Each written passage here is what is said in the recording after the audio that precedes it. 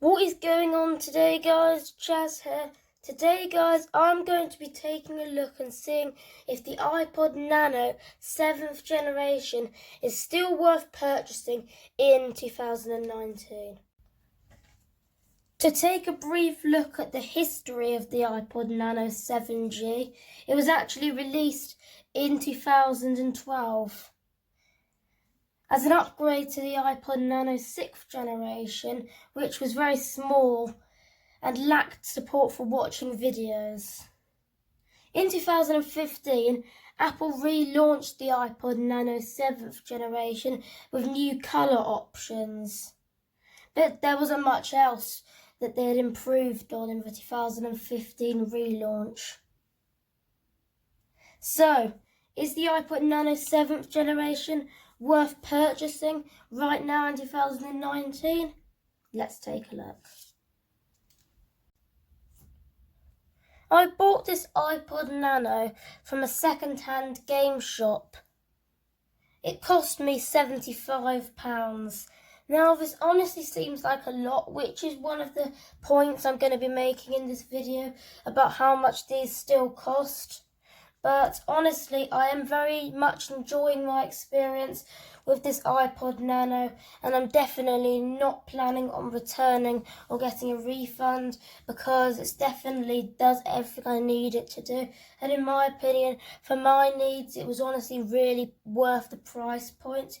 I'm not sure about you, but it was in very good condition when I got it.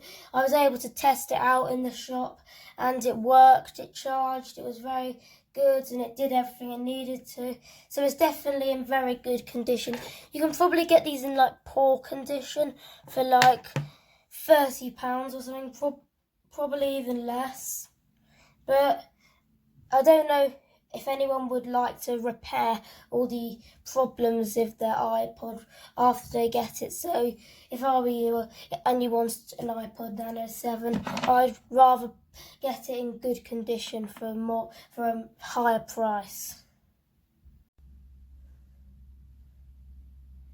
Contrary to what some people think, the iPod Nano 7th generation, nor the 6th generation, nor any iPod other than the iPod Touches run iOS. It runs on its own software, which obviously isn't going to be as good as iOS, but it definitely has all the features of this iPod and definitely makes use of all of the functionality for the hardware of this iPod, but this is not actually iOS. So there is no App Store, no Safari, there isn't even any internet connection on it, although there is actually Bluetooth support, so you can listen to music and stuff using Bluetooth headphones.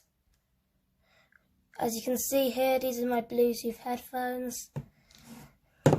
But there is no internet access, so don't expect this as a small portable device for browsing the web. I guess we already have these small portable devices, as phones already are getting bigger. So guys, let's take a look into the software of the iPod Nano 7th generation.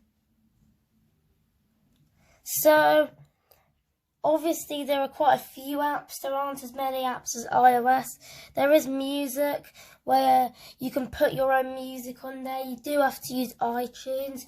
You actually have to use that to put pretty much anything on this device, other than like for date and time and stuff. You can do that in settings, but you know, it's definitely very different from an iPhone where you can just download the music from the iTunes app. But as you can see, it's definitely got a very good music app where it does pretty much everything you need it to do. Guys, your videos, as you guys can see, I've actually downloaded some YouTube videos from other YouTubers I watch and put them on here. As you can see here, I've got videos saved on here from 91 Tech and Simple Alpaca, just in case there's a power cut and I want to watch some YouTube videos. So you can put films on there as well. But honestly, good luck watching stuff on this small screen. Honestly, I doubt more than one person would be able to watch this. Maybe two if you're lucky. But honestly, guys, it's not a very big screen for watching movies on. We also have fitness, which as far as I know is some sort of collaboration between Nike and Apple. There's an app on my iPhone as well, which is called Nike Plus iPod. So clearly there's some sort of collaboration. I'm not honestly entirely sure. I haven't really used this since I've already got a fitness tracking watch, but I'm sure it can do your needs. I'm sure it will suit your needs, and you can track your workouts on this. And we've also got podcasts. I've gotten podcasts from a couple of Android news websites, and as you can see, you can listen to podcasts, although you do have to put them on using iTunes. You can't download them off of the internet directly on your iPod Nano and put them on there, but it's definitely better than no podcasts. There's also photos, which I haven't put any photos on. On the iPod Nano 5th generation, there was a camera, so you could actually take photos on it, but they removed this with the 6th generation, and they didn't put it back on the 7th generation. So honestly, you can just put your own photos on there if you want. Maybe you can use it like as a backup storing device. But yeah, that's basically the Photos app. Whoops. You can also listen to FM radio on this. You can do this on the iPod Nano 5th generation or later, and the radio quality is actually quite good. You do need to plug in headphones to act as the antennae, and Bluetooth headphones will not work. So, anyways, there's clock.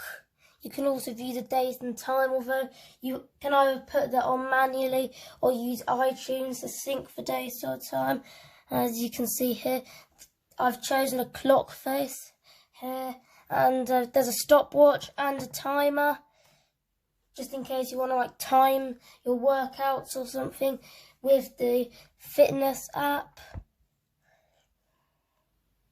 And then we do have settings, which you can connect Bluetooth devices on.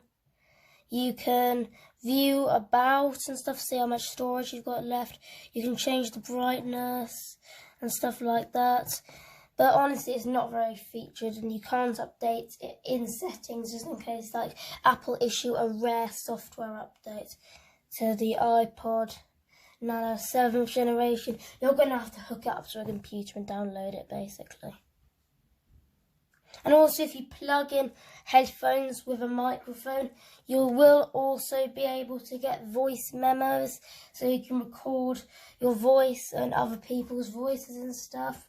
But it's not as efficient as it is on an iPhone, for example. It will be harder to do an interview, because you have to take one of your earphones out or something and offer it to the other person to talk to you. It's just not very efficient. But it definitely does work. I have tried it before. So, is the iPod Nano 7th generation actually worth it right now in 2019? Well, that is actually a tough question, because although this is a very good device and I would definitely recommend it, they still go for quite a high price. And although I've seen them going online for even £55, you can't exactly tell what condition it will exactly be in, whether there will be any scratches, unless the website rates it like CEX does, where it basically just says whether it's in grade C, which is working but poor condition, or grade B, which is working in good condition but previously used. So honestly, you can't really tell unless you get it in person. And I did think that the price was £70 at first and not £75. It actually went for £80, but I was able to get it for £5 less. And also it does come with a lightning port, like all the latest iPhones do. If you have a charger for your iPhone 8 or 10 or something, it's probably going to work on this iPod. And this iPod's charger works on other iPhones like the iPhone 5, so it's definitely a good charger previous iPods used the 30-pin connector, like on the iPhone 4, which is this phone right here, which has a 30-pin connector, and the iPod Touch 4th generation, which also has a 30-pin connector.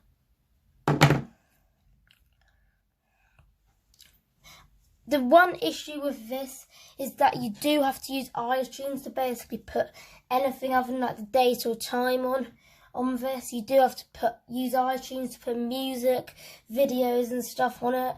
And it's a shame that Apple didn't put the camera back in this version. Otherwise, I'm sure it'd be a pretty good portable camera. But honestly, guys, and before you even ask, no, it does not come with Space Invaders stickers on the back. I put them on the back myself to customise it. And honestly, guys, is this worth it? I can say yes and no. Of course, it's definitely a very good device and it does everything I need it to do for a media player, a portable media player. But honestly, guys, it is still a bit overpriced right now. So, guys, you'd be better off like getting a 6th or 5th generation, which have most of the same functionality if you're on a low price point. But if you can afford it, definitely make sure to get one of these instead, because these are definitely very solid music players. Why am I calling them music players? Media players, portable media players. But overall, guys, if you can get a good deal on one, like £60, £55, then definitely consider getting one, because they're very good and this has very good battery life. Anyways, guys, that is it. I really hope you enjoyed that video and that this video helped you make up your mind on whether or not you should buy an iPod Nano 7th generation in 2019. Make sure to leave a like, subscribe, and turn on notifications to be notified of more content that is uploaded to this channel. Thank you for watching. Goodbye.